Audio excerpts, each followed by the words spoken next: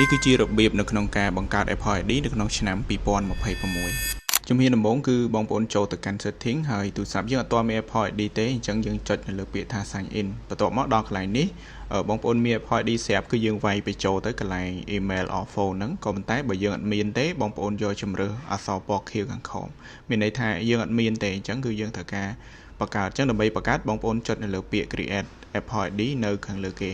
បន្ទាប់មកយើងចូលមកដល់កន្លែងនេះគឺជាកន្លែងដាក់ឈ្មោះរបស់យើងអញ្ចឹង first name last name អីហ្នឹងគឺយើងដាក់ទៅតាមហ្នឹងទៅបាទថ្ងៃខែឆ្នាំកំណើតអីអញ្ចឹងណាបាទយើងដាក់ទៅតាមអ្វីដែលយើងចង់ដាក់អញ្ចឹងទៅបន្ទាប់ពីដាក់រួចរាល់ហើយបងប្អូនចុច next នៅខាងលើផ្នែកខាងស្ដាំបាទបន្ទាប់មកយើងចូលមកដល់កន្លែងនេះគឺយើងធ្វើការដាក់ជាមួយនឹង email របស់យើងអញ្ចឹង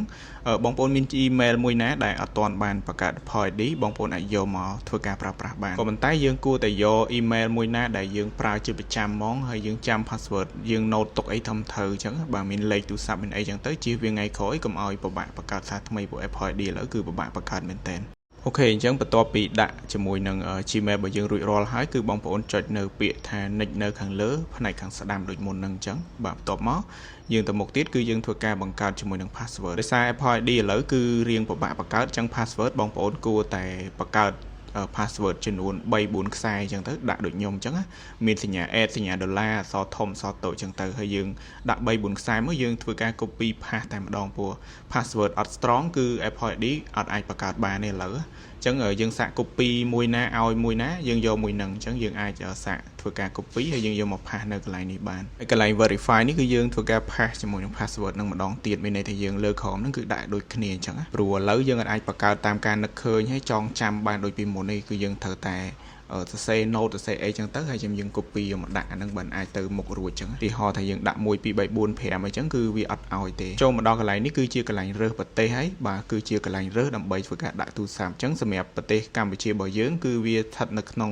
ក្បាលកូដ855អញ្ចឹងបងប្អូន scroll មកបាទអញ្ចឹងយើងឃើញ855ហើយក្នុងវងចោដាក់ថា Cambodia យើងធ្វើការ select ប្រទេសរបស់យើងមកបន្តមកទៀតបងប្អូនធ្វើការដាក់ជាមួយនឹងលេខទូរស័ព្ទតែម្ដងបាទដាក់លេខទូរស័ព្ទរបស់យើងនៅខាងក្រោមហ្នឹងទៅបាទអញ្ចឹងខាងក្រោមនេះជំរើសមាន2មាន call ហើយនិង text message មានន័យថាពេលដែលយើងដាក់លេខទូរស័ព្ទហើយយើង verify តាមណាបើអញ្ចឹងបើយើងចង់ឲ្យគេ call មកយើងយក call តែខ្ញុំយក message ដោយសារតែចង់ឲ្យគេផ្ញើសារមកតោះមកយើងចុច nextទៅមុខទៀតដល់កន្លែងនេះគឺយើងត្រូវ verify ជាមួយនឹងលេខទូរស័ព្ទរបស់យើងតែម្ដងបាទទៅការផ្ទៀងផ្ទាត់ដូច្នេះគឺបងប្អូនត្រូវមើលលេខកូដទូរស័ព្ទដែលខាង Apple ID បាទខាង Apple បានផ្ញើមកអញ្ចឹងយើងមើលទៅហើយយើងដាក់ទៅតាមហ្នឹងទៅយើងដាក់រួចរាល់ហើយគឺវា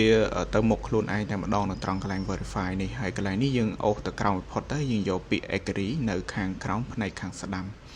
បន្តមកទៀតយើងយកពាក្យ agree ម្ដងទៀតអញ្ចឹងបាទអញ្ចឹងវីដេអូនេះខ្ញុំព្យាយាមមួយអត់លឿនទេអញ្ចឹងឲ្យបងប្អូនមើលឲ្យតាន់សម្រាប់អ្នកដែលចង់បង្កើត Apple ID ដោយខ្លួនឯងអញ្ចឹងដល់កន្លែងនេះគឺវាត្រូវការ sign in ចូលទៅកាន់ iCloud តែម្ដងអញ្ចឹងបងប្អូនអាចបិទតាមក្រោយក៏បានដែរតែជាដំណើរការរបស់ការបង្កើតពេលដែលបង្កើតរួចគឺវាបែបនេះ automatic តែម្ដងយើងរងចាំតែមក plate ទេវានឹង load ចូលមកកាន់ profile របស់ Apple ID របស់យើងតែម្ដងអញ្ចឹងឈ្មោះ Gmail អីគឺយើង load មកត្រង់កន្លែងនេះហើយដើម្បី verify គឺបងប្អូនត្រូវចុច verify ជាមួយនឹង email របស់យើងមកតង់ទៀតអញ្ចឹងខ្ញុំចុចនៅលើពាក្យ verify មកបាទបន្ទាប់មកយើងចុចពាក្យ send code ប៊ូតុងពណ៌ខៀវនៅក្រោមហ្នឹងដើម្បីធ្វើការ verify code ជាមួយនឹង Gmail ដែលយើងបានដាក់ខាងដើមវីដេអូអញ្ចឹង code គឺផ្ញើមកទូរស័ព្ទរបស់ខ្ញុំហើយនៅក្នុង Gmail អញ្ចឹងខ្ញុំធ្វើការ verify ឬក៏វាយបញ្ចូលជាមួយនឹងលេខ code ហ្នឹងចូលទៅកាន់ Apple ID របស់ខ្ញុំតែម្ដងចឹងបន្ទាប់ពីវាបញ្ចូលលេខកូដរួចគឺវា load ចូលមកកាន់ Apple ID ហើយវាបញ្ជាក់ថា Find My របស់យើងហ្នឹងគឺដំណើរការហើយអញ្ចឹងអ្វីៗគ្រប់យ៉ាងគឺវាបើកហើយដូចជា iCloud ឬក៏ Find My ដើម្បីធ្វើការស្វែងរក device ផ្សេងៗហ្នឹងគឺយើងអាចបិទបានបើសិនយើងអត់ត្រូវការប្រើប្រាស់អញ្ចឹងតែប៉ុណ្្នឹងគឺរួចរាល់ហើយយើងអាចធ្វើការដាក់ជាមួយនឹង profile ដាក់អីអញ្ចឹងទៅក៏ប៉ុន្តែ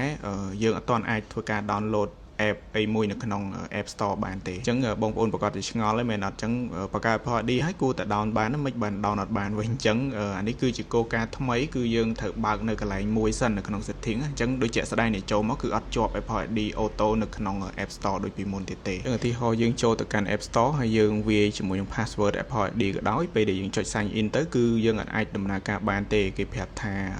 Apple ID Apple account របស់យើងហ្នឹងគឺអត់បានការប្រើប្រាស់នៅក្នុង iTunes Store ទេ សម្រាប់ Apple ID ថ្មីយើងបង្កើតហើយបងប្អូនចូលមកកាន់ setting របស់ iPhone ចូលទៅលើ profile Apple ID ហើយយើងនឹងឃើញពាក្យសញ្ញា App Store ដែលគេដាក់ថា Media and Purchase អញ្ចឹងយើងធ្វើការចុចចូលនៅកន្លែងហ្នឹងសិនមកបាទហើយបន្ទាប់មកបងប្អូនយកពាក្យថា continue នៅខាងលើគេជួរទី1នឹងឯងអញ្ចឹងយើងចុចនៅលើពាក្យហ្នឹងសិនបាទអញ្ចឹងបើសិនជាបងប្អូនអត់ធ្វើកន្លែងនេះទេគឺបងប្អូនអាច down app ឬក៏កម្មវិធីផ្សេងៗនៅក្នុង App Store បានទេទោះបីយើងបង្កើត Apple ID បានជោគជ័យ 100% ក៏ដោយអញ្ចឹងបន្ទាប់ពីយើងបើកនៅត្រង់កន្លែងហ្នឹងហើយគឺយើងអាចធ្វើការ download app ផ្សេងៗនៅក្នុង App Store បានហើយ